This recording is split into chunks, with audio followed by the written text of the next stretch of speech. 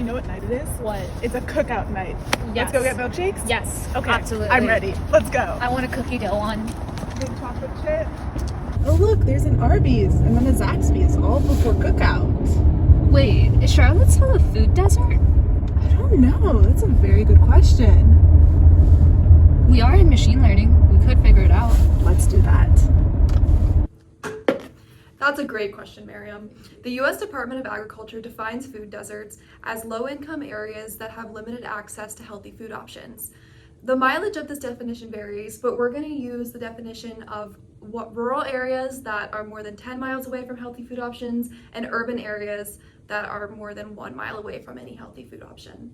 Luckily, CACL does have a dataset comprised of all U.S. Census Bureau defined land tracts in the U.S. with feature information related to demographics of that area and levels of food insecurity. So the first step in our process is we have to understand the data. The dataset has many features, including the census tract number, which is the primary basis of location, a binary flag that identifies food deserts, the median family income for the census tract, the population count, and distance count for grocery stores, among other variables. We want to focus on just the Virginia dataset. So before any analysis can be done, the data must be cleaned up. So we determined that there was no NA values, which meant that we can start with creating our visualizations and understanding our data more. So then we looked at our features. We had over 100 features, so we knew that we needed to narrow it down to about 20 features or so to understand the actual features that determine the classification of food deserts. So the first method we use to do this is high correlation filter. A high correlation between two variables means that they have similar trends and are likely to carry similar information. This can bring down the performance of some models drastically, more specifically the linear and logistic regression models. Hence, we will calculate the correlation between independent numerical variables that are numerical in nature, and if the correlation is higher than 0.7, we will drop one of the variables. So using this method, we ended up with 25 features. We noticed 2 of the 25 features only had one unique value, meaning that they were not really giving us any information, so we also removed those features.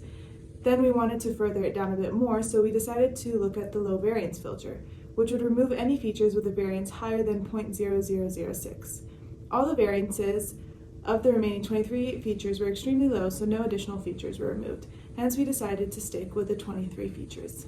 Clustering algorithms allowed us to see relationships between geographic areas without any preconceived notions of how features should be weighed or engineered further. We used 3 k-means clustering models with different optimizations and initializations to gain a better understanding of how the data is grouped together, specifically where geographically clusters exist in Virginia.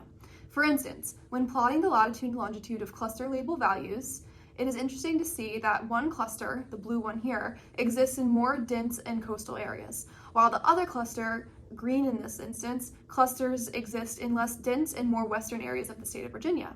So now let's move on to classification. We use 6 classification methods to try and classify areas as food deserts to try and get a better understanding of what type of model best fits the data. We want our classifier to be as generalizable as possible as we're building a system that shows the prevalence of food deserts in Virginia, which is a very geographically, income-based, and racially diverse state.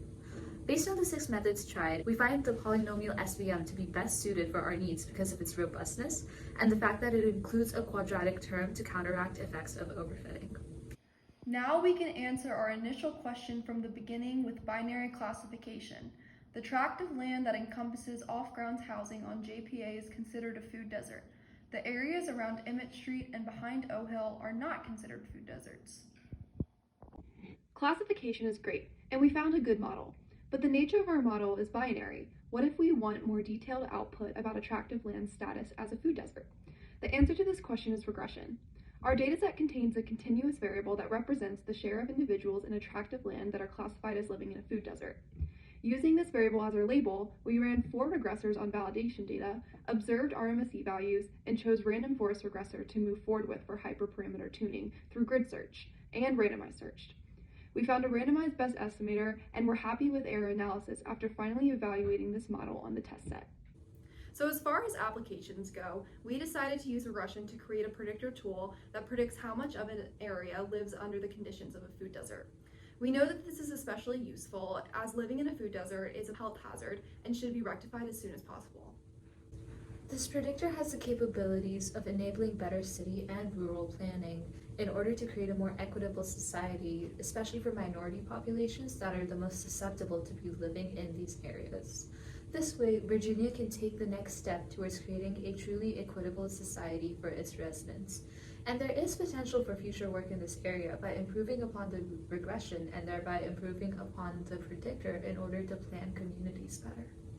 So we've learned a lot throughout this project. I think the major thing for me is that I've learned how to determine the most important features. Like I didn't know anything about the high correlation filter or the low variance filter, but this project exposed me to that type of stuff and exposed me to the importance of feature engineering.